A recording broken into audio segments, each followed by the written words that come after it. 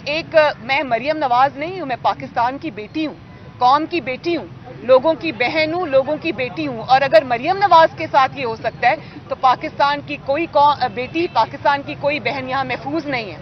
और कौन सी रियासत है जो अपनी ही बेटियों के साथ ये सलूक करती है? सुना था कि जंगों के अंदर लोग इस तरह घरों में एंटर हो जाते हैं। हमारा दीन तो उसकी भी इजाजत नहीं देता, वो तो वहां पर जंगों के अंदर जो दुश्मन से हो रही होती है उसमें भी हमारा दीन ये कहता है, हमारे नबी सल्लल्लाहु अलैहि वसल्लम का ये फरमान है कि औरतों और बच्चों के पीछे मत जाओ। तो जो रियासत अपनी बेटी के साथ ये सलूक करती है उससे आप और क्या एक्सपेक्ट करते हैं?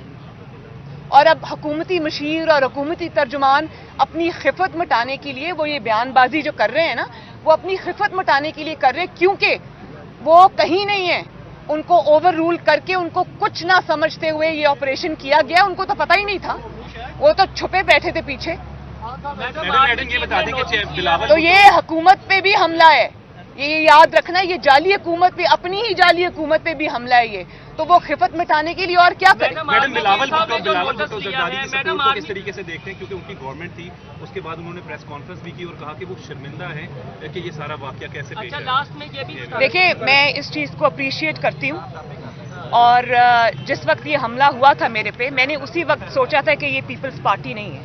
मुझे एक लम्हे को भी ख्याल नहीं आया कि इसमें शायद कोई पीपल्स पार्टी। उसकी वजह उसकी बहुत सारी वजूहात हैं। उसकी ये भी वजह है कि पीपल्स पार्टी जो भी है एक पॉलिटिकल फोर्स है और उनको पता है कि चीज़ों के क्या इम्प्लिकेशंस हैं। चार दीवारी का हम सब जो है, हम एक दूसरे की मुखालिफ ज़रूर हो सकते हैं, राइवल ज़रूर हो सकते हैं पॉलिटिकल, लेकिन हम एक दूसरे के कोई दुश्मन नहीं है। हम एक दूसरे की रिस्पेक्ट करते हैं। तो मैं ये समझती हूँ कि ये नहीं है। लेकिन उसके बावजूद बिलावल भुट्टो साहब ने ये बात कही, मुझे फ़ोन भी किया और वो गुस्से में थे जब उन्होंने मुझे फ़ोन किया। उन्होंने कहा मैं बहुत एम्बैरेस्ड हूँ, और वो मेरे से ज़्यादा गुस्से में बिलावल साहब थे। और इसी तरह चीफ मिनिस्टर सिंध ने मुझे उसी वक्त फ़ोन किया। उन्होंने ये कहा, उन्होंने सारी डिटेल्स मुझे बताई जो कि इस वक्त मैं नहीं बता सकती, वो इंक्वायरी में खुद सामने आएंगी। वो हैरान कुन डिटेल्स हैं और इस मुल्क में किस तरह से ऑपरेट किया जाता है उसमें वो साफ जाहिर है। तो मैं इंतजार करूंगी इंक्वायरी की रिपोर्ट का। लेकिन मैं इस बात को अप्रिशिएट करती हूँ कि उन्होंने न सिर्फ ये कि इस बात को बुरा कहा, बल्कि उन्होंने इस पे जो भी स्टेटमेंट्स दिए, बड़ी अच्छी बात है। तो फ्रैंकली जिन्होंने किया है शर्मिंदगी का इजहार उनकी तरफ से होना चाहिए।